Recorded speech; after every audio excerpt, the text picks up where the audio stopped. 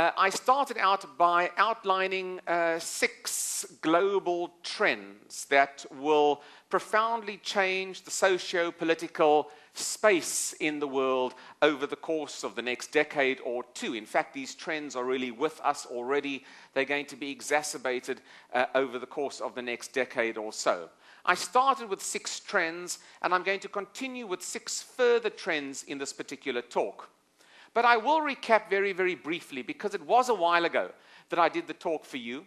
And I'll make this point again at the start of this talk, because I'm doing 2 talks on global trends and 2 talks about the future and where the world is going in the future. And again, I want to recap very, very briefly the word future and what I see the letters of the word future standing for. I've said that the F in future can be equated with a fast-moving world and increasingly a frugal world as a result of the global economic crisis. I have said that the U indeed indicates that the world is more urbanized. People are moving into cities, into huge urban conurbations. You saw that, and why I love doing this lecture series is that while I do the lecture series, you get off the ship, you go on the tours, you see a lot of these issues crystallizing before your eyes. You saw in Cairo the urban conurbation of Cairo and the movement of people into that city at a startling rate, 20 million people at least in Cairo. I said that the T in future stands for tribal, for new tribes in this world. And I spoke about new tribes not being the old tribes of ethnic divisions in the world, new tribes of groups of people who have new interests, new commonalities amongst them, particularly those, for example, who use the internet, who are part and parcel of the internet. There's a new tribe in the world, and it's not a negative at all. I spoke about the world being universal. Change is happening all over the world all the time. It's radical change indeed.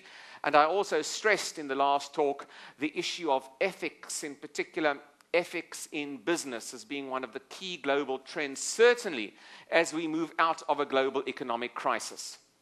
In the last talk, I spoke specifically about these trends. The first trend was a trend that I called managing volatility and dislocation in a globalizing world.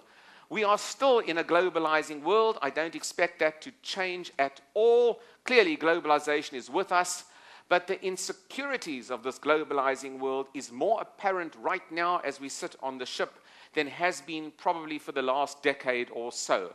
That was my first trend that I spoke about. I must just tell you, when we talk about the Q&A session that I'll have in a few days' time, perhaps some of you can think about trends that I have omitted, or trends that you think really I should have dealt with, or trends that you think should be dealt with for that matter, and we'll have ample opportunity for you to state your case and motivate why you think your trends should be added to these particular 12 trends. The second trend I spoke about was the trend about power in the world. Power is no longer the sole domain of one society or one people. Power is diffused across the world more than ever before.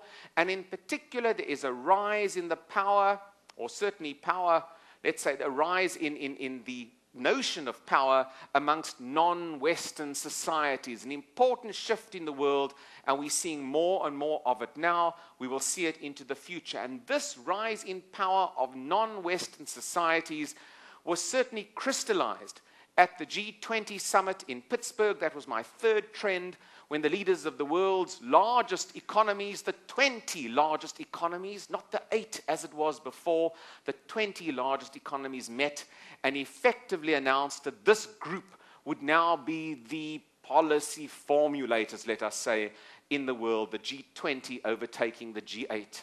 I spoke about ethics in business and the need for corporate social responsibility and transparency in business as being a key trend going forward. That was one of the trends that I mentioned. I also spoke about pressure on planet Earth, environmental concerns on the planet, and indeed I also touched upon the issue of connectivity, of technology in particular, and how the new culture in the world is an online culture, and a very effective and growing online culture.